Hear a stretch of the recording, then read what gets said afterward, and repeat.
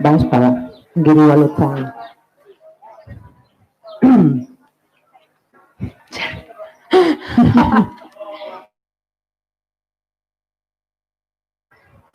A ver.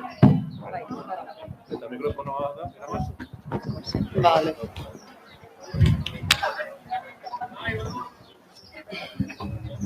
De acuerdo. Gracias. Nada, arrastion, buenas tardes, bienvenidos a todos y a todas. Y nada, como veis tenemos la suerte de contar con Itziar Ituño, que tiene una agenda atareada, nos ha hecho un enorme favor y teniendo también los tiempos que estamos, pues el favor doble. Os queremos dar las gracias por asistir. También nos vamos a acordar de la gente que nos está viendo en streaming y nada, daros la bienvenida, lo dicho, a todos y a todos y a todos y a todas. Y nada, Itziar, a ti también, mil gracias. Y nada, os vamos a presentar una charla que es sobre igualdad, cultura y pandemia. Y luego al final de la charla de Itziar tendréis la oportunidad de hacer preguntas. Entonces creo que vamos a pasar un rato súper agradable y lo vamos a disfrutar un montón. Itziar, mil gracias, mila esker. Ez horregatik. Kaixo, arrastion danori, ez dakit ondo entzuten dan. Vale. Bai. Nik euskarazko itzulpenak ingo dodaz, beraz, elebiduna izango da, bale? Bai gaztelaniaz, bai euskaraz galdetu gure izan eskero, altzatu eskua, saltzuna eta holan bermatuko dugu danok ulertzea, bale? Bi zentzutan. Orduen, ongi etorriak eman gutzueguz danori, etorteagatik, apuntatzeagatik, eskerrak Itziarri, bere agenda lodi eta lanpetuan lekutsu bat iteagatik, eta Etxebarrira etorteagatik. Ingo dugu berba berdintasuna, kultura eta pandemiaren inguruan, egingo dugu holan aldera erantzunen ronda bat, bale? Eta gero zabalduko dugu tarte bat zuek galderak botatzeko. Beraz, tarte hori zabaltzen danean, altzatu eskua, eroan gehiatzue mikro bat, galdetu izango dutxazu zuzenan Itziarri dekos esan zalantza eta jakin mindanak, eta berak zuen zalantzak argituko dauz. Beraz, espero dugu gusture egotea, interesante izatea, eta, bueno, atxera be, eskarrak emotea bai zuei, bai pantaiatzean dauen jente danari streaming bidez, mundu guztitik idatzi dozkuela, beraz, Etxebarri mapan dau, jakin deizuen. Bueno, eskerrik asko eta hasiko gara, bale? Bueno, lehenbizi Itziar, nor da Itziar Ituño? ¿Quién es Itziar Ituño? Ba, galdera ona. Ze beti galdera horri erantzuten diogu normalean nongo garen eta zer egiten dugun. Lanbidea eta nongoa zaren. Ez dakit segatik dan horren importantea hori beti. Esan beharrean, zeintzuk diren gure gustoak edo gure izaeraren santzuren bat, edo beti esaten dugu hori, beraz, hori esango dut, basauritar bat, emakume gero eta konsienteagoa, eta basauritarra, hori aurretik doa, bai. Eta, beste bat, ninaz beste bat, gehiago. Suerte handia dekot, lan egiten dudalako, aukeratutako zeran, ogibidean, eta ondo nabil. Eta gu por final. Bai. Nos dice una mujer basauritarra muy consciente, además, y es muy característico porque todo el mundo cuando se le hace esta pregunta, ¿no?, de quiénes somos, decimos que de dónde somos y a qué nos dedicamos. Y ella quiere ir un poco más allá. Además nos cuenta que tiene la suerte de trabajar en lo que le gusta y en lo que le hace feliz y que está muy contenta. Y nos alegramos mucho. Eta, zelan bizi duzu azken telesaiaren arrakasta, hau da, La Casa de Papel. Uste duzu modu berdintzuan baleratu dituztela antzesle guztiak? En esta segunda pregunta lo que le preguntamos es cómo valora ella La Casa de Papel, la serie de Netflix que conoceréis, y a ver si ella opina que todos los papeles y todas las personas que han participado, actores, actrices, han sido valorados de la misma manera, han tenido el mismo reconocimiento. Bueno, zelan hartu dudan olatu hau eta arrakasta hau, ba, sorpresa handiz. Zazken duen espero, egin gendun telesaioa hasikeran Antena 3en estrenatu zan, ondo joan zan, audientziaz, baina gero berantza egin zuen. Eta bueno, arrakasta hundirik ez zuen izan Antena 3en serieak. Baina, halako baten, Netflixek izan zuen mundu osoan zehar, eta gero ez genuen, espero. Hasi genuen seria, amaitu bebai, eta halako baten, hirugarren eta laugarren partea egiteko aukera sortu zen, gure sorpresarako, imaginatu zelako posa. Kriston posa, eta bueno, arrakasta honek zerdeko gauza oso hon bat, ate pilo bat zabaltzen zkizulako, lan arloan, eta bueno, gustagarria da jendearen errekonozimendua, eta beste bat txarra, zure askatasuna eta pribasidadea eta galtzen duzulako, anonimatoa galtzen duzulako. Eta hori ez da beti gauza ona, hori galtzea. Askatasun piloak entzen dizulako. En esta segunda pregunta, Itziar nos dice que en Antena 3, cuando estuvo la serie, fue un desastre y la audiencia fue bajando. Bueno, no tanto, bueno, no tan desastre. Y luego llegó Netflix, compró la serie y empezaron a subir para arriba y a tener un reconocimiento mundial. De hecho, ni se esperaban la tercera y la cuarta parte. Y tiene cosas buenas, ¿no? Porque tienes éxito y bueno, y te abre muchas puertas y te conocen, pero pierdes ese punto de privacidad y de anonimato que bueno, pues no es tan agradable. Quizás es. Y la segunda pregunta... Ia berdin baloratzen diren aktore guztia, beira, kasu hontan, nik ez dut igerri diferente baloratzen dan segun generoaren arabera, emakumea gehiago gizona baino, guztu baldintzak, lan baldintzak oso antzekoa direla guztiontzako. Karo, serie baten barruan, pertsonaje bakoitzak bere pisua dauka momentu baten, eta beste baten igual gutxiago, eta hori da gertatzen dana.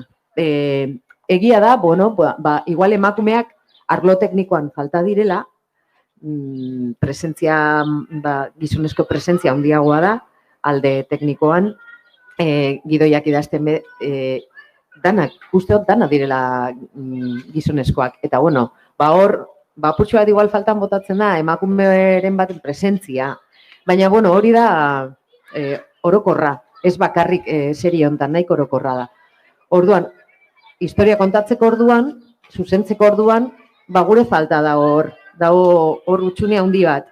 Eta, bueno, pues, La Casa de Papelen, bebai, egie da, pertsonaje femeninuak eta pisutsuak direla, daukatela bere pisua, baina ondino, bueno, falta da, egin behar da gehiago. Nos cuenta... La próxima voy a ser más breve, creo. Nos dice Itziar que a nivel de personajes quizás no se nota tanto esa diferencia, ¿no? Ser mujer o hombre, a nivel de la cámara, pues tenéis el mismo sueldo, ¿es? A nivel de las condiciones laborales, yo que sepa, claro, cada uno también ahí juegan muchas cosas, como es el caché, como es, bueno, cada quien pues tiene su manera. Baina, bueno, sí, bye. Pero detrás de las cámaras, ¿no? En la parte igual más técnica, quienes escriben los guiones son hombres, quienes están por detrás son hombres. Y la gran mayoría, sí. La gran mayoría. Falta esa perspectiva más de mujeres, porque al final la historia que contamos en la televisión también está contada por hombres y se retransmite lo que quieren decir los hombres, ¿no? Sí. Y eso es una cosa general, no solamente pasa en esta producción, es general. Es las ahí. Parkatu, Problemas del directo. Aizea. Ezin dugu kontrolatu. Vale, segiduko dugu La Casa de Papelegaz apur bat, vale? Sakonduko dugu edo saiatuko gara apurtza sakontzen zure papelean La Casa de Papelen. Zu Raquel Murillo zara, eta Raquel Murillo da polizia bat, bizitzen dauena indarkeria, bueno, jasaten dauena indarkeria bere senarraren gandik, eta gainera bere senarra bai polizia da. Kriston postua dekon polizia. Bai. Zentzu horretan, uste duzu tabu asko dagoela oraindik zineman hori azaleratzeko, hori kontatzeko? En esta segunda pregunta vamos a seguir hablando de La Casa de Papel y le estamos preguntando más concretamente sobre su papel como Raquel Murillo. Raquel Murillo es una agente de policía que ha sufrido violencia por parte de su exmarido, que además es un policía que es un alto cargo. Y queríamos saber, o nos gustaría un poco conocer más, si ella cree que dentro del mundo del cine todavía tratar este tema de la violencia contra las mujeres sigue siendo un tabú o empieza a hablarse más. Nik uste hasita gaudela ja historia horiek kontatzen. Ez da oingo gauza bat. Adibidez, bada pelikula oso on bat, Solas, ez dakit ikusi duzun, edo Te doy mis ojos, badauz pelikula pilo bat, gaia jorratzen dutena, eta oso ondo gainera. Egia da, orain puri-purian dago gaia, eta gehiagotan azaltzen da programetan, telesaioetan, igual komplejo gitxiago gaz, eta zuzenago kontatzen dira gauzak.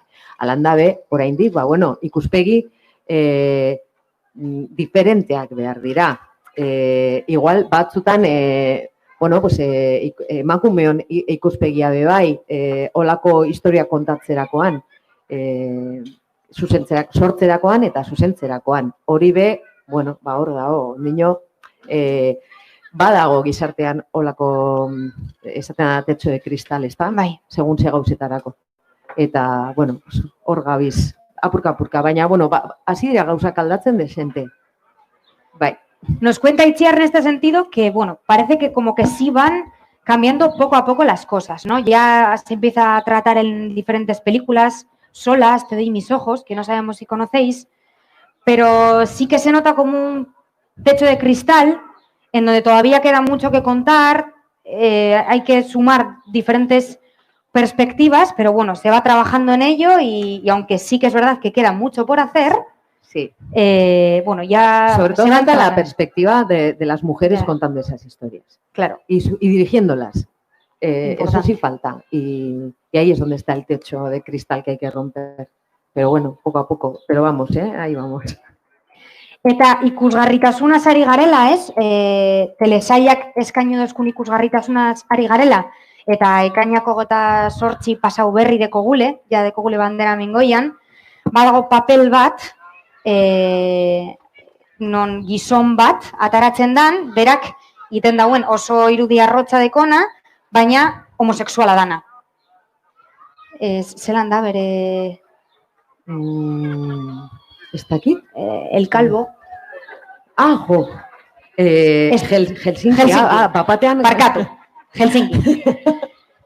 Decía que ya que estábamos hablando de visibilizar, en la serie hay un hombre, Helsinki, sí, que a pesar de que tiene, visto por fuera, ¿no? Hace un papel de tiarrón grande, fuerte, en la guerra de los Balcanes. Que estuvo en la guerra de los Balcanes, pues es abiertamente, al principio no tanto, pero abiertamente homosexual. Galdera da, uste dozu indarkeriaren gaia lantzen da, baina LGTBIQ+ mundu hau zelan dabil, zelan ikusten da? Hor bai hasi dira tabuak apurtzen, gero eta gehiago. Egiten da, batzutan más o menos acertadamente, baina hasi dira ausartzen. De hecho, laugarren zatian, La Casa de Papelen, laugarren zatian badago estena potente bat bi gizonen artean oso polita, maitasun sekuentzia bat, musu zoragarri batekin, hor dabiz Rodrigo de la Serna eta Pedro Alonsoen artean, eta kriston sekuentzia nire asko gustatu zitzaidan, adibidez. Lantzen da, ausartu dira bebai, Netflixen gainera badao material desente, ez dira bebai, Netflixen gainera badao material desente, historio asko horren inguruan. Beraz, alde hortatik hasi dira... También se van abriendo las mentes, parecen, aunque sí que queda mucho trabajo por hacer, hay material, incluso en Netflix hay bastante material y se van rompiendo también diferentes tabús en este sentido. Sartuko gara kulturaren munduan, bale? Apurtzen pertsona zara. COVIDak, pandemia honek, zelan eragin dotzue. Vamos a pasar un poco al mundo de la cultura, ¿vale? Alejándonos un poco de La Casa de Papel y vamos a adentrarnos en saber un poco cómo ha afectado toda esta situación de la pandemia del COVID al mundo de la cultura en general, que Itziar nos lo puede contar bastante de cerca.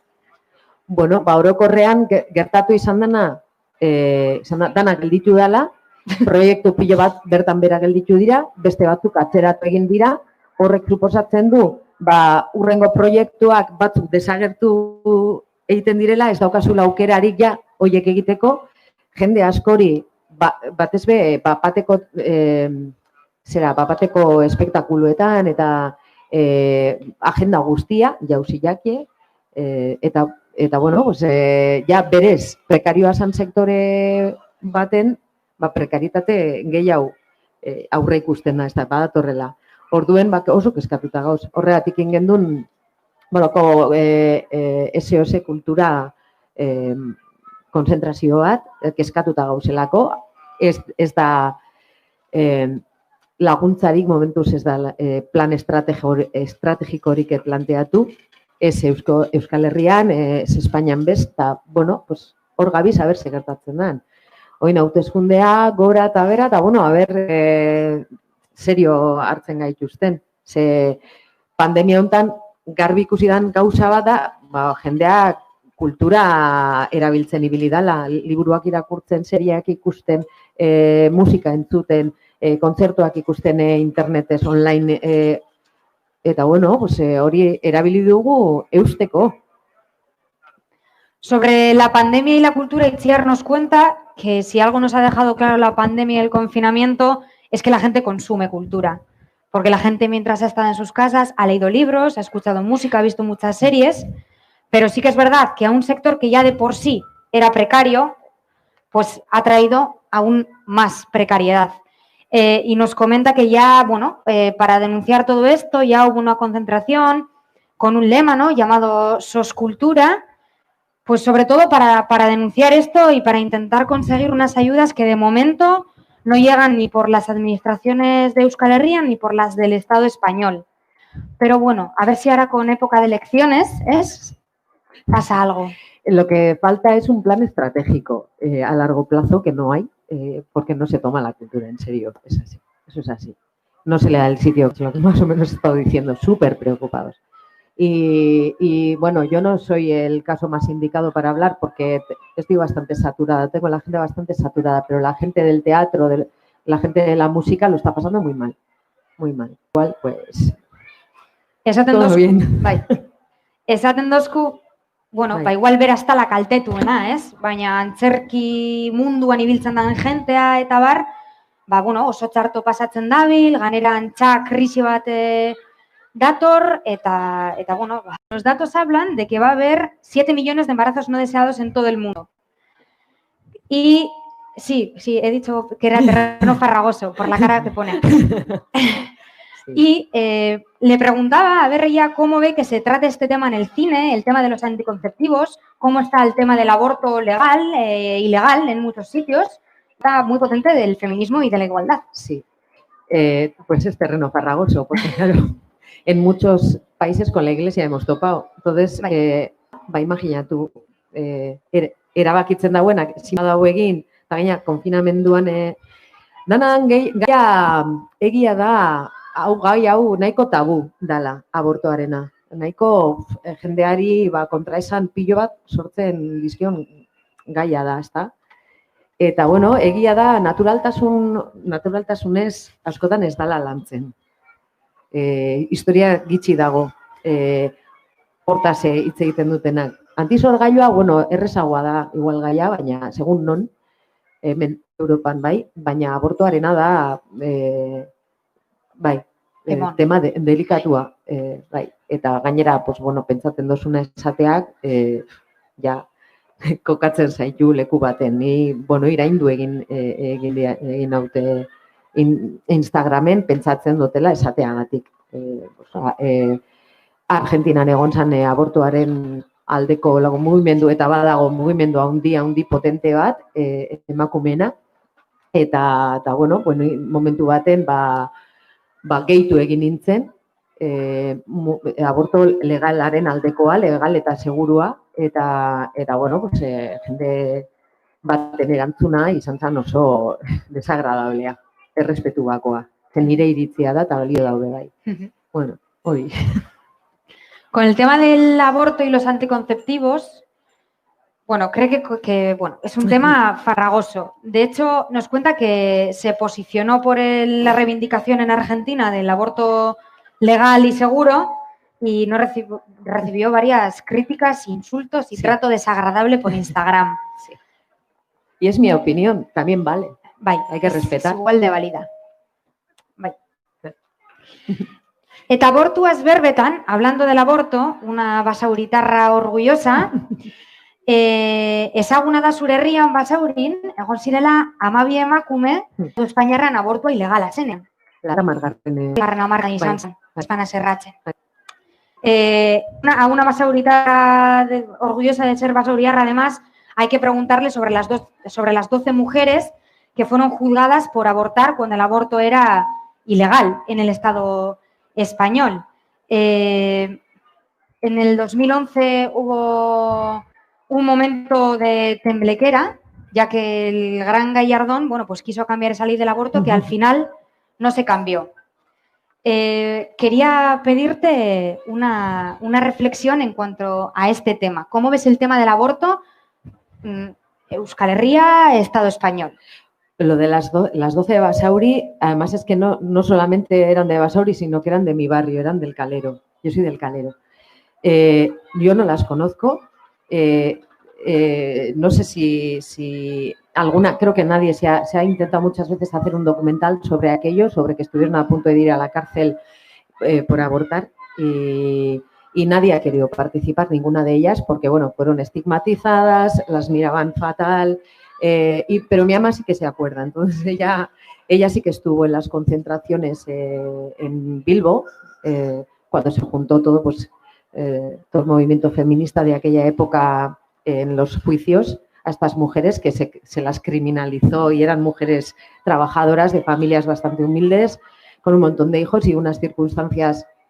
Y claro, pues bueno, fue muy, muy sonado en toda Europa y se consiguió parar a aquella barbarie y bueno, pues algo nos queda en el barrio de aquello. Entonces, creo que en Basauri hay un movimiento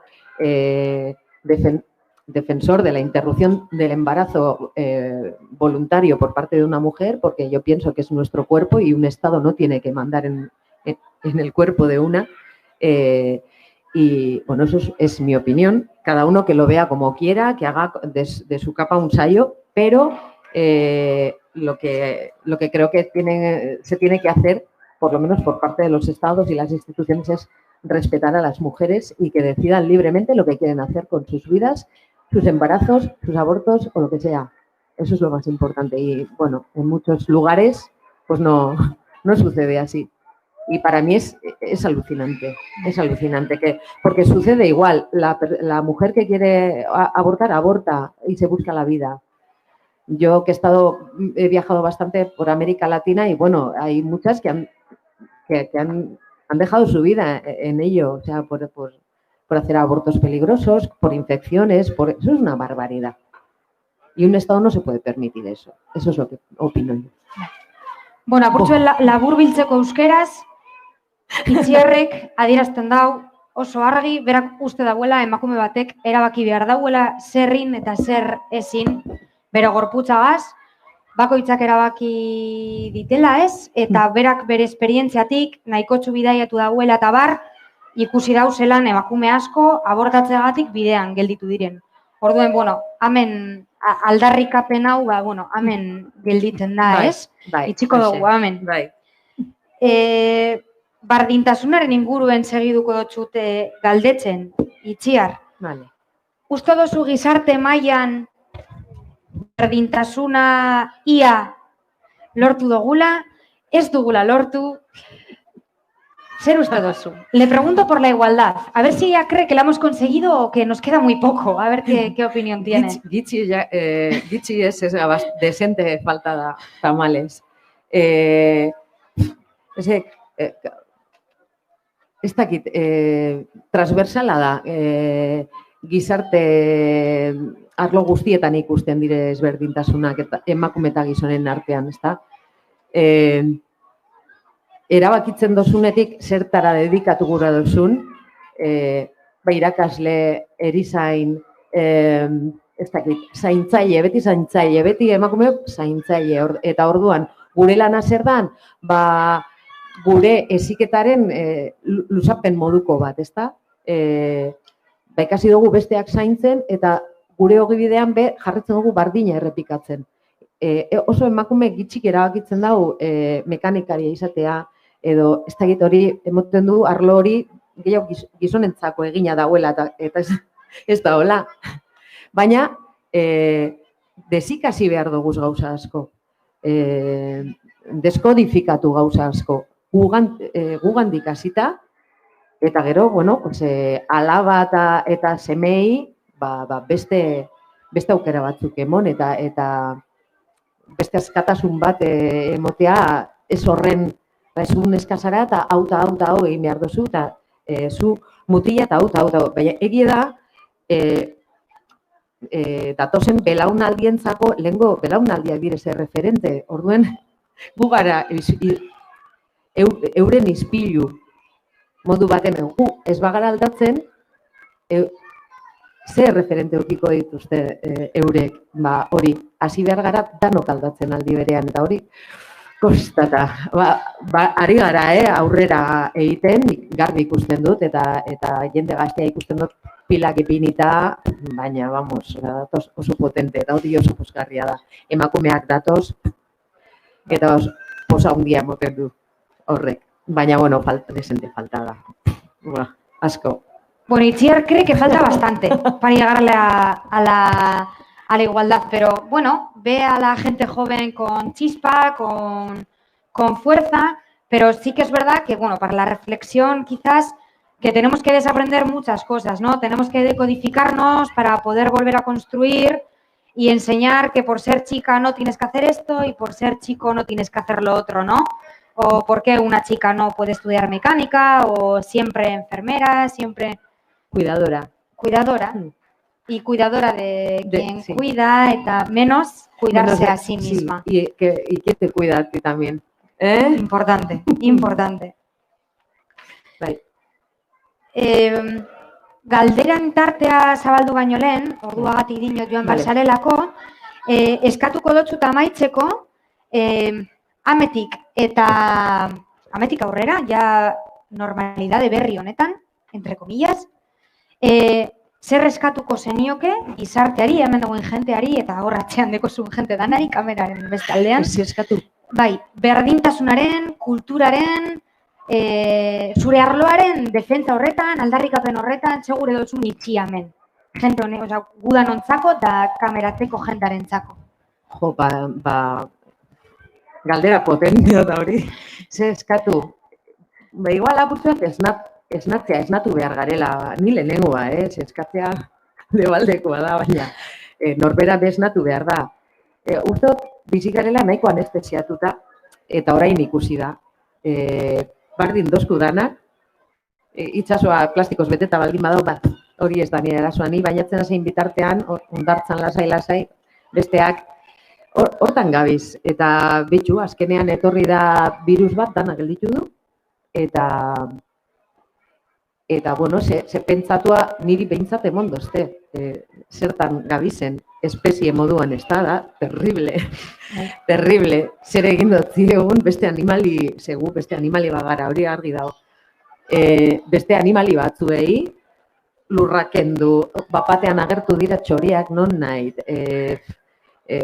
basurdeak, izurdeak, baleak, Santurtziko portuan, gu espezie desente zikina gara.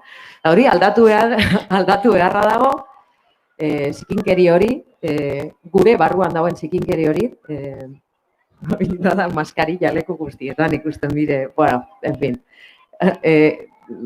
ekologian aldeko aldarrikapena egiten dut. Eta gero beste bat, hori ja gehiago, pentsetan dut gizarte hau mugitzen dauen motorra kapitala eta dirua dela, eta argi ikusi da non kokatzen diren lehentasunak. Gizarte honen edo sistema honen lehentasunak zeintzuk diren. Ez da gure osasuna, ez da jende guztian osasuna, horregatik egon dira horren beste errekorte, eta uste dut hori ezin dugula permititu hurrengo baten. Eta egon behar gara ez anestesiatuta. Ze desente anestesia pilo bat erabiltzen deure, bueno, horri ibili behar gara gu. Kokatzeko, bueno, gure ondo izatea, baina ez bakarrik batzuena, danon ondo izatea behar den lekuan. Eta ostasuna eta osasuna eta zoriontasuna motorra moduan ez dirua eta batzuen benefizioa. Oin arte gertatu da moduan. Hori da, salgo txapa. Como síntesis, Itziar cree que somos una sociedad anestesiada y que, bueno, pues que el COVID nos ha demostrado, ¿no?, que ni el capital ni el dinero tienen que estar en el centro, que tienen que estar en medio la vida y la salud, y que tenemos que estar despiertas y despiertos por si viene otra, que encima somos una especie un poco cochina, porque, bueno, le hemos quitado mucho mar, mucho monte, mucha tierra a los diferentes animales y llega el COVID, vacía las calles, se ven pájaros, se ven ballenas en el puerto de Santurtzi. Bueno, pues que debemos aprender también un poco de esto y debemos estar despiertas y despiertos por si viene otra y bueno, y que no nos líen. Eta gero memoria. Y tener memoria. Jendearia segituan hasten jakoz gauza txarrak. Segituan. Ya gabiz como aquí no ha pasado nada. No, hay que conservar la memoria de lo que ha pasado y actuar en consecuencia. Que se nos olvida todo muy rápido. Y luego te viene otra pandemia más gorda y ya verás. Bueno, espero que no, Bueno, honegaz, Itziarrek gainera apurtxu bet goizetik joan behar dau, dekozelako beste ardura batzuk bere agenda liatuan. Zabalduko dugu galderen ronda.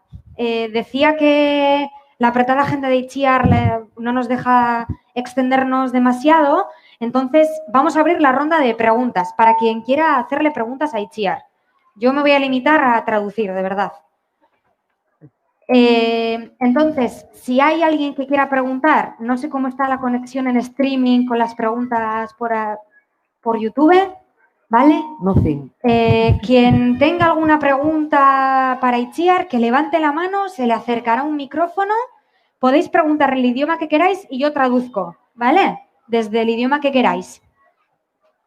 Kaupa. Kaixo. Eroango dut un mikro bat, ¿vale? Bai, hobeto maskarillagaz.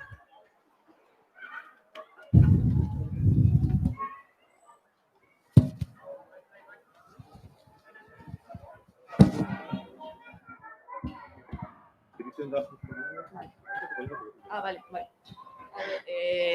El hecho de que detrás de las cámaras no haya mujeres es porque se elija a hombres o porque no hay las mujeres suficientes para ello. Ese tema, bueno, guionistas o todo lo que conlleva detrás de las cámaras. El equipo técnico, etcétera, ¿no? Sí. Pues ahí, según la parte de la producción de la que se trate, te encuentras más mujeres o menos. Por ejemplo, en producción hay muchísimas mujeres. En cosas de responsabilidades, hay muchísimas y muy buenas. Pero, por ejemplo, directoras de fotografía, operadoras de cámara, me he encontrado una. Y además estuvo poquito tiempo. Y bueno, por ejemplo, no sé si es que a la hora de optar, también nosotras optamos por una prolongación de nuestro rol tradicional, el que nos han inculcado como mujeres, de coger responsabilidades, pero a la hora de, de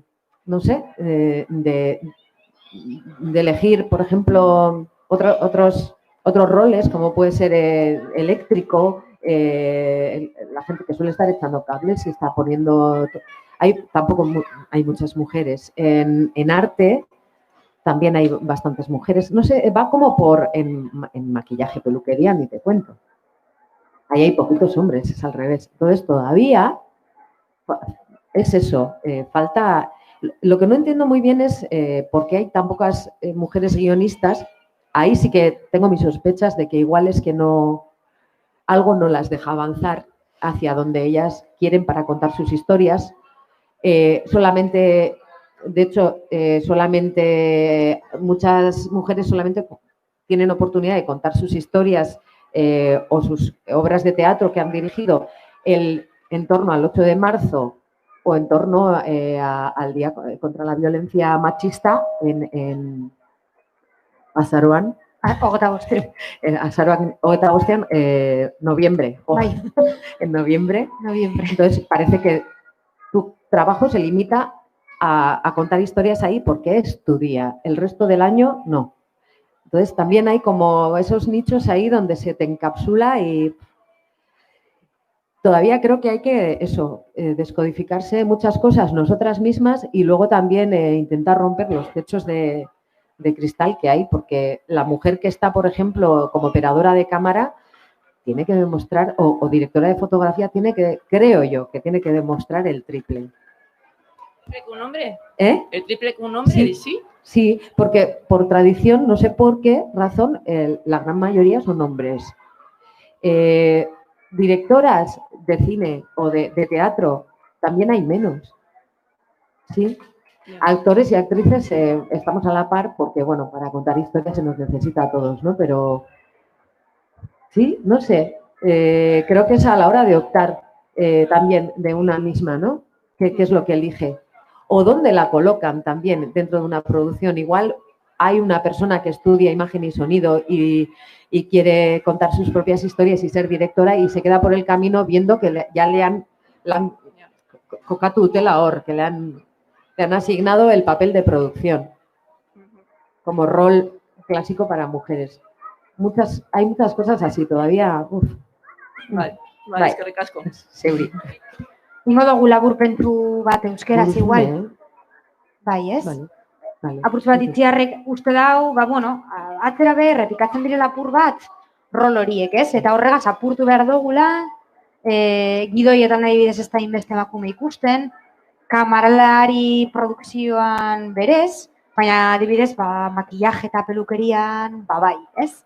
Eta horrek, zentzu batean errepikatzen dauz. Jantzitegian, bai, errepikatzen dauz, hasierako rol horiek, deseraiki behar duguzenak eta apurtzen saiatu behar garenak, bai, gure ardura bai, zentzu batean badauelako.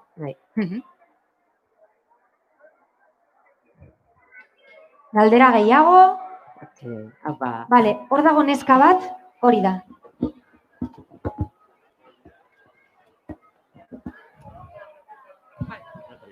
Gaur egun gobernuak eta sindikatuak daude erabakitzen araudia etxean lan egiteko inguruan. Nola uste duzu hori egiten duela emakumeren berdintasunean? Azken finean ikusi dugu daudela lanean, baina gero etxeko lanak ere baita egin behar dituzte, eta orain daude hor gobernuak araudia hori bermatzeko edo hori kontra ibateko edo nola ikusten duzu dagoela egoera horren inguruan. Nik ikusi dut gertatu dana, konfinamenduan itxialdian gertatu dana. Etxetik lan eginda, asko, baina emakumea izan da, umeen ardura, etxean ardura, gehi lana, dana batera. Eta karga handiagoa izan du orokorrean, hori da nire iritzia, eta entzun dodanagatik karga handiagoa, ardura handiagoa bizi behar izan dau emakumea izateagatik gizonak baino. Eta, telelana planteatzen den momentutik, kontuan hartu behar dugu, hori xebera. Hori gertatu leikela. Eta ganera, horrek murrizten dutzula zure zirkulo vitala. Eta zure izaera eta zure bizitza garatzeko aukera. Izten zaitu etxean sartuta. Ni oso arriskutsua iritzea eta hori. Oso arriskutsua. Ados. Es que ricasco. Sintetizamos un poco ella ha preguntado un poco sobre la realidad del teletrabajo.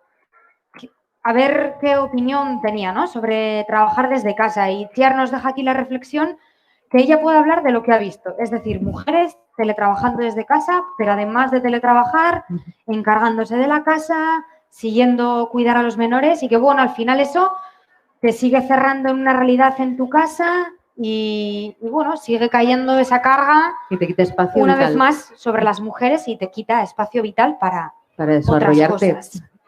Eso que están planteando del teletrabajo ahora que quieren, bueno, ahora cada uno desde su casa, que es súper peligroso porque te cierra tu círculo vital. Te deja ahí, o sea, metida en casa. Y así, bueno, pues no das guerra en la calle. En fin. Muy Bai, peligroso. hemen daude bi galdera. Upa, A ver, igual hemendik hobeto bestela mikrofonak. vale. Daude galdera bi YouTubekoak, vale? Orduan, a ver, itxoin.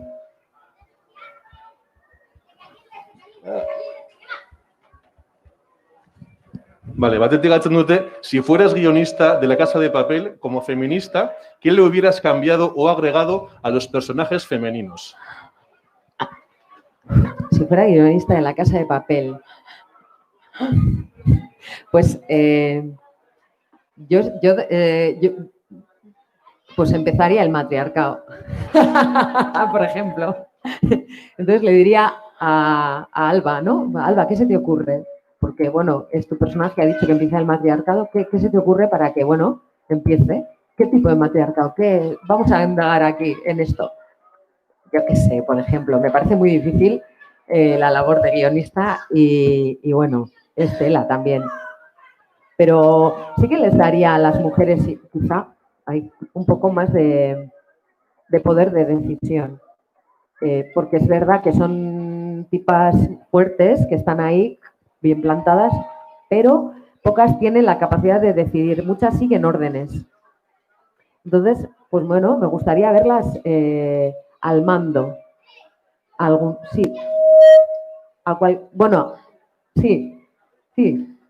Ahora mismo está un poco al mando Alicia Sierra. Y bueno, yo estoy a ver que, bueno, de hecho le han echado, claro, por empoderarse, pues la han echado también de la policía. Está en búsqueda y captura. Eso creemos, ¿no? No sabemos qué Eso pasará. creemos, a ver qué va a pasar, pero bueno, no sé. Yo, de hecho, cuando tú te sumas al carro de una historia de unos guionistas, pienso que son los que han ideado todo, pues hay que respetar la historia que es de ellos y cómo la quieren contar, ¿no? Yo, el día que yo haga mi historia, si llega, que me encantaría, pues lo haré a mi manera. Había una pregunta que ya erantzun dezu, galdetzen zuten, a ver si en la quinta temporada tendríamos matriarcado. No lo sé, no tengo ni idea, porque vamos a empezar a grabar la quinta temporada, pero todavía no sabemos nada de las tramas. Bai, egia. Pues no sabemos nada de las tramas, no nos han llegado todavía de dónde a dónde van a ir los personajes y estamos todos un poco como así. Estamos esperando a ver qué pasa. Vale, beste bi galdera denbora badugu. Bai. Bata honekin jarraituta, gaiakin jarraituta. ¿Cómo se sintió como mujer al hacer escenas no planificadas e íntimas, como en la película El final de la noche? Pues esa escena sí estaba planificada. Bai, barkatu. En el final de la noche hay una secuencia íntima de sexo, es bastante explícito, bueno, con desnudo, pero sí estaba planificado. Lo que no estaba planificado es que fuese el cartel de la película. Era una escena dentro de la película muy anecdótica, que no definía la película para nada y como Amu Moduan, como gancho, sí, como anzuelo, pusieron el despelote, el único que había bueno, había alguno más, pero bueno, me tocó a mí y no me pidieron permiso, entonces me mosqueé bastante con eso. Pero la escena estaba ya planificada, no se la sacaron de la manga. Hay otras veces que sí pasa. Pero bueno, ahí ya una aprende a plantarse si le apetece o no. A ver, que van llegando más. ¿Qué consejo darías a los jóvenes que todavía están tratando de encontrar su voz en la sociedad, especialmente las mujeres jóvenes y las que forman parte de grupos minoritarios? ¿Qué consejo? Es que esto es... Lo de dar consejos es un poco de... Me da la sensación de que es un poco de marimaestra.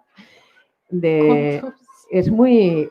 Si me piden, yo les diría pues que se planten bien plantadas y tiren para adelante, pero no sé, cada una lo hará lo mejor que pueda y el único consejo es que no se juzguen y se condenen mucho, que se perdonen la vida siempre.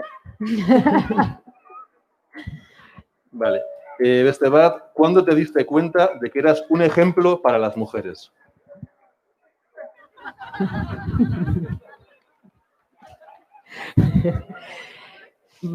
Pues me lo han dicho muchas veces y la gente creo que tiene una falta de referentes, la gente en general, y las mujeres tenemos como falta de un poco de referentes que digan, bueno, esta chica lo ha hecho, aquella mujer lo hizo, venga, voy yo también.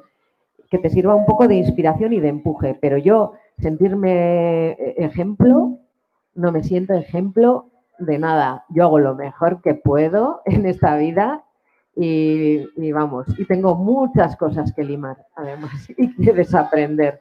Así que bueno, pero creo que la gente que se mira en ti se está viendo a sí misma. Entonces, pienso que se funcionamos un poco como espejos y lo que nos ven es un poco el reflejo que les devuelve el espejo. O sea, es un poco... Pero es una cosa un poco extraña, no sé, cuando no lo buscas que te coloquen ahí.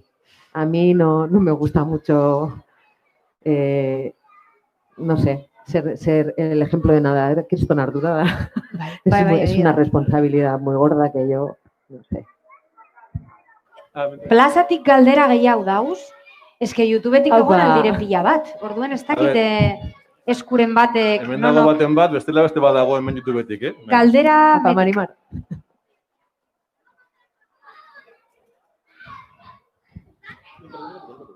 A ver, ¿cómo gestiona Itziar Ituño, Basauritarra, lo que hemos hablado ahora mismo, esa responsabilidad que conlleva el que millones de personas te estén viendo como un ejemplo, que se vean reflejado en ti y cómo se lleva eso? Sí, ¿cómo se gestiona? ¿Cómo se gestiona? Pues es muy delicado porque mucha gente se acerca. Además, el rol de Raquel Murillo es súper potente. Es una mujer que ha sufrido maltrato por parte de un exmarido teniendo una pistola. Y bueno, y de pronto un montón de ejemplos de mujeres que han vivido eso te llegan a ti como un poco, no sé si pidiendo consejo o desahogándose también, ¿no? Por empatía. Y claro, es como que de pronto dices, si a mí, no sé, ¿yo qué te voy a decir? Yo solamente he encarnado el papel de esta mujer, pero a mí no me ha sucedido de verdad. Tiene que ser muy duro, pero... es como una responsabilidad. Bueno, sí que pienso que cuando la vida te da un altavoz hay que utilizarlo y bueno, y abrir la posibilidad de hablar, por ejemplo, en Instagram, a gente que de otra manera no se le escucha, pero vamos, yo tampoco soy una lumbreras, entonces voy con cuidado. No soy psicóloga, tampoco, no sé, pues un poco lo haces como puedes, pero es curioso, sí, dices, madre mía. Es verdad que hay muchos líderes hombres y hay pocas lideresas, pero yo tampoco soy de follow the leader. Entonces, cada una tiene que seguir un poco esto y apoyarnos entre todas y servirnos de inspiración mutua, pero sin tener ahí no sé, a alguien en un pedestal porque no es real. Apuntuen labur biltzeko euskeraz, galdera izan da, Itziar Basauriar bat zelan sentitzen dan mundu mailan eredu izaten, ez? Raquel Murillo papel horretan. eta kontatzen dozkuz askotan, idatzi izan dotzuela zentzu horretan, eta dinozula jose gogorra izan behar da, baina nik ez tekote zerren giltza, eta saiatzen zarela empatizatzen, Bai. hitz egiten, eta behar dugu zela emakume eredu gehiago, diferenteak, eta, aurrera egin, ez? Bai, inspiratzeko, baina Inspiratzeko. zelan esaten da euskeraz endiosat, jainkostu? Jainkotu? Jainkotu. Jainkotu Ez esan leike? jainkotzeko, inor. Hoxe. Ez dakit plaza honetan galdera gehiago dauzen. No sé si hay más preguntas por aquí en la plaza. Beste bat dago internekoa, baina ja pizkata aldatuz rola eta galderak. Galdera da, eta engo gazteleraz, nahiz eta euskarari buruz izan. Galdetzen dute, ahora que es mundialmente famosa, ¿cómo ve su rol de promoción del euskera? Hemen jarri dugu euskara diago jogoiko kartela, hemen zabe txergita, eta elebitan izaten da itzaldia, eta galdera mutak aldatute. Bitu, nik beste promozioi momentuz ez dut egiten, baina euskararena bai. Daukat sare bakarra, daukat internet, Instagram, eta saiatzen naiz euskarari lekua emoten, nire Instagramen da erabiltzen duten beti lehenengo hizkuntza, gainera naita, oso modu konstientean. Bestela, ez dagoelako euskera, ez da apenas ikusten sareetan, horren sarea handia danez, lekutxu bat esateko hau beba dago, hemen dekogu, eta gure altxortxua da.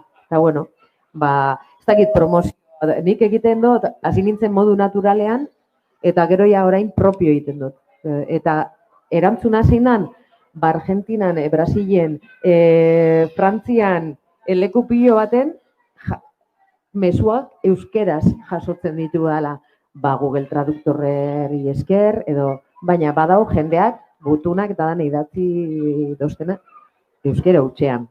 Eta euskera jakin barik edo oso ondo, eta oso pozgarria da, hori oso polita, opari polita da. Dice Itziar que está muy contenta porque ella de modo consciente y además buscado, en sus redes sociales, ¿no? Habla su primer idioma, siempre es el euskera. Y que de muchas partes de todo el mundo ha recibido cartas y mensajes en euskera y es un pequeño tesoro que tenemos que cuidar porque es nuestro y es de aquí. Eta arriskuan dagoelako. Y porque está en mucho peligro, es verdad. Joango gara amaitzen, baina amaitu baino lehen, atxera galdetuko do, tabernork, batez behitziarrek, joan behar dauelako orduen, ahora o nunca. Igual nunca ez, baina... Sortzik arte zerbait? Zazpiterdi dire. Tranquil. Vale. Vale? Ez dakite... Hau da niria izuen, egiten euskeraz eta Lisboa eta egiten egia, urrengo bostar natalian Bermeo bat agertu zen, edo? Hori ondo egon zan. Bermeo, Lisboa, Mosku, Helsinki, Tokio eta Bermeo. Ona, txo!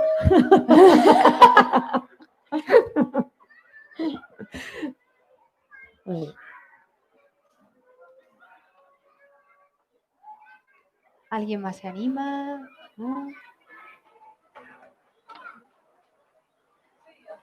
Sí, a darle un aplauso.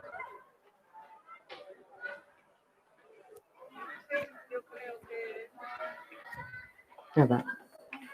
Bueno, yo creo que si no tenéis más preguntas, yo creo que le dejamos de robar ya tiempito a Itziar. Ha sido un auténtico placer. Lo mismo un digo. gustazo compartir la tarde con ella y no la vamos a robar más tiempo. Vamos a dejar que termine de disfrutar. Hay que robar. Sí, sobre todo. Es un buen atraco este. Sí, y yo creo que la vamos a despedir con un aplauso enorme y vamos. Qué ricasco. Sí, güey, qué ricasco. Muchas gracias. Bueno. Zuetan da, ez? Bai. Espero dugu zuen gustukoa izatea, ekintza hau, gozatu izana, Lisboaren presentzia, Itziar egon da Lisboa. Baina, eskerrik asko denei etortearren, benetan, zuen parte hartzeagatik, espero dugu holango asko eukitzea eta hain ondo hartzea. Eta bai, zan inciso bat, eskerrik asko Itziar lekutsu bat iteagatik zure agendan. Gracias a Itziar por hacernos... Loreaken moduan. Me siento como el Loreak. Eskerrik asko. Participado. Esperemos que os haya gustado y que pueda haber más actividades como estas y que tengan, bueno, que las viváis tan bien y tan a gusto y haya tanta gente presente. Mi esker guztioi. Benetan. Eskerrik asko. A ver.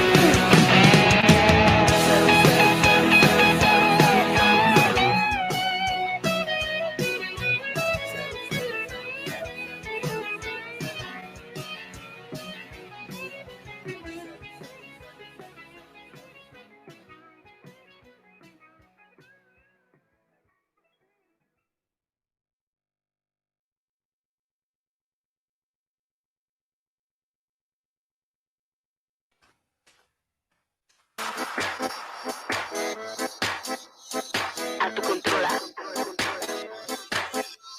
Aukeratu rola. Esaidazu nola. Egin dezagun droga. Ni, hemen nago ni. Goizarratx eta gau. Hau, narabiena. Biziala sortzen hau.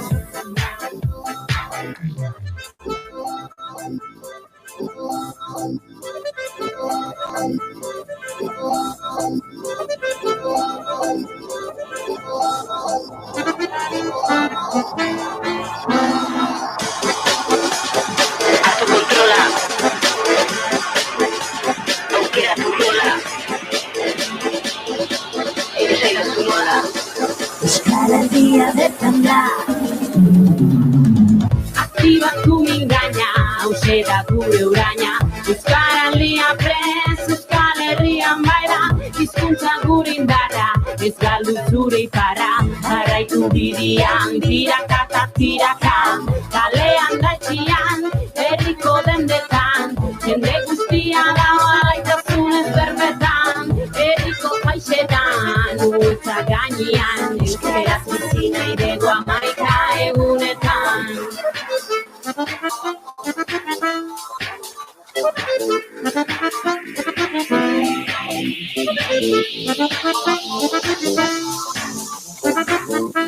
Euskal Herria bertan da. Aho bizi naizei, belarri presari. Zabalduz mezua beti herrizeri. Buelta bat emanez, betiko ikurei. Untu izanez milaka aldiz. Behin eta berriz ez dau mugarik. Azke izan baimen barik. Asko gutxi neketen jakin. Disfruta gozatu jendearekin. Deskado mutila dizkidekin. Irribarre berba zatu zurekin. Bota belarrira, mingainan puntate.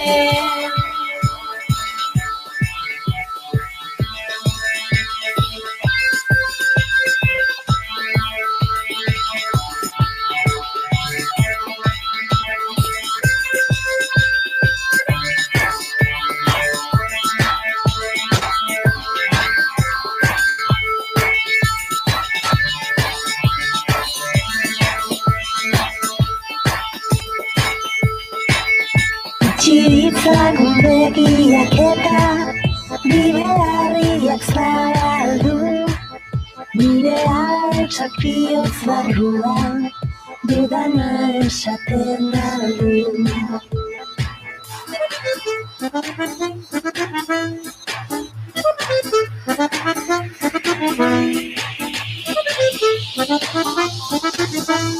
Euskal Herria bertan da.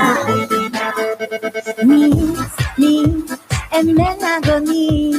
goiza datzeta gau. Hau, marabiena, biziala sortzen da.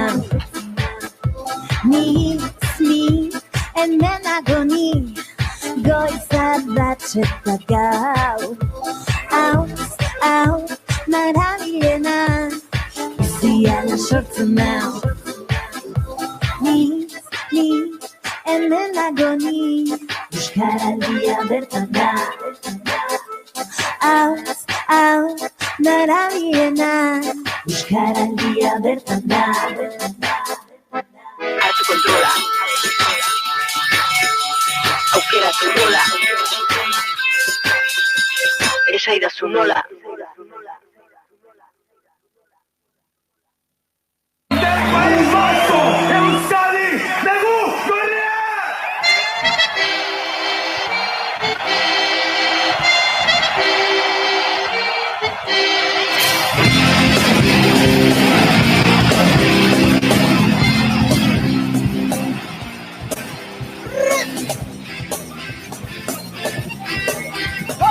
Esa era papada, Sara te llamará, que con